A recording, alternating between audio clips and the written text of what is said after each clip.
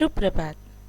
आदरणीय प्राचार्य महोदय एवं मेरे साथी शिक्षक साथियों, सभी को नमस्कार। आज 5 सितंबर को हम यहाँ शिक्षक दिवस के उपलक्ष्य में एक साथ एकत्र हुए हैं, वो भी ऑनलाइन मोड पे।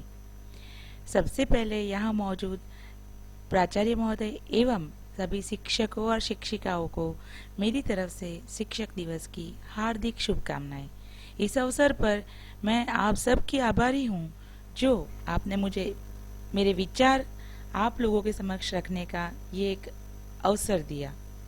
भारत में टीचर्स डे मनाने की शुरुआत वर्ष 1962 में हुई थी। भारत के पूर्व राष्ट्रपति डॉक्टर सर्वपल्ली राधाकृष्णन का देश के शिक्षा के क्षेत्र में बहुत बड़ा योगदान रहा है। उनका जन्म दिनांक 5 सितंबर को एक मध्यम वर्गीय परिवार में हुआ था। ऐसा माना जाता है कि राधा कृष्णन के पिता चाहते थे कि उनका बेटा अंग्रेजी ना सीखे और मंदिर का पुजारी बन जाए। डॉक्टर राधा कृष्णन अपने पिता की दूसरी संतान थे। उनके 4 भाई और एक छोटी बहन थी। 6 भाई बहनों और 2 माता पिता के मिलाकर 8 सदस्यों के इस परिवार की आयु बहुत कम थी। भारत के पहले उपराष्ट्रपति और दूसरे राष्ट्रपति सर्वपल्ली राधाकृष्णन जी को बचपन में कई प्रकार की कठिनाइयों का सामना करना पड़ा। सर्वपल्ली राधाकृष्णन जी का शुरुआती जीवन तिरुतनी और तिरुपति जैसे धार्मिक स्थलों पर ही बीता।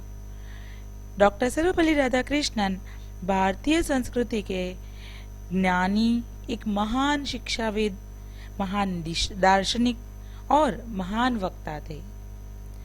उनके राष्ट्रपति बनने के बाद कुछ छात्रों ने उनका जन्मदिन मनाने की बात की। यह सुन डॉक्टर राधाकृष्णन खुश तो बहुत हुए, पर उन्होंने कहा कि अगर मेरा जन्मदिन मनाने की जगह अगर इस दिन को शिक्षक दिवस मनाया जाए तो मुझे बहुत गर्व होगा।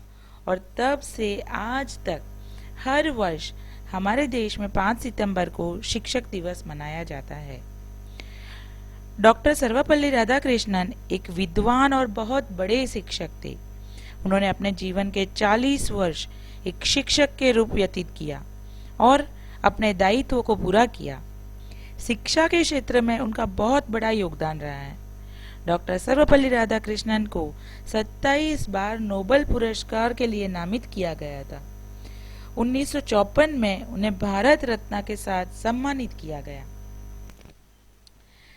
श्री सर्वपल्ली राधाकृष्णन जी का कहना था कि शिक्षक वो नहीं जो छात्र के दिमाग में तथ्यों को जबरन ठूसे, जबकि शिक्षक वास्तविक तो वो है जो उसे आने वाले कल की चुनौतियों के लिए तैयार करे। अब आजकल जो कोरोना काल चल रहा है उनसे कोई भी वंचित नहीं है। कोरोना काल के बढ़ते खतरे के कारण जब पूरे देश में लॉकडाउन की वजह से सारे शिक्षण संस्थाएं बंद हो गई, तब बच्चों को अपनी शिक्षा जारी रखने के लिए ऑनलाइन शिक्षा का मजबूत सहारा मिला। यह तो कोई नहीं जानता कि यह कोरोना काल कब खत्म होगा और कब दोबारा से स्कूल, कॉलेज, शिक्षण संस्थाएं खुलेंगी और बच्चे फिर से स्कूल या कॉलेज जाएंगे और पढ़ाई शुरू करेंगे। लेकिन ऐसे मुश्किल वक्त में ऑनलाइन शिक्षा ने बच्चों के लिए शिक्षा के द्वार खुले रखे हैं। हमारे सारे शिक्षक साथी इसमें डटे हुए हैं और इसी के साथ हम बताते हैं बच्चों को कि हर मुश्किल परिस्थिति में हम कैसे उस चुनौतियों का सामना कर सकते हैं। और यही शब्दों के साथ मैं अपने विचार को समाप्त करती हूँ। मैं अपनी वाणी यहीं पे खत्म कर रही हूँ। Thank you.